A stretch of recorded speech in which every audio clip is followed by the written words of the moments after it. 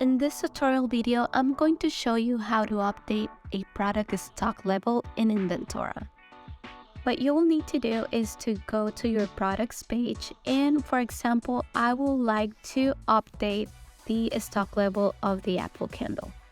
So the first way that you can do this is by clicking on the stock level of this product, and this will show up, and you will need to choose the type of update. So for example, is it a production, a sale, return or restock, or an audit? For this example, we will say that it was a return or a restock. You need to input the quantity restock, and you will see that we automatically change the numbers for you. And also you can add some notes.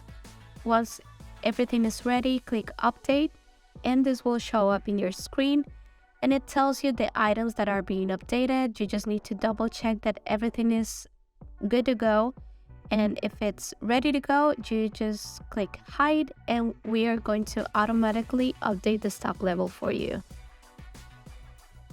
The second way to do this is to click on the product, click on edit details, and you will see a blue text that says update.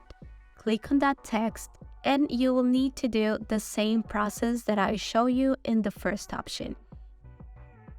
This is how you can update a product stock level in Inventora.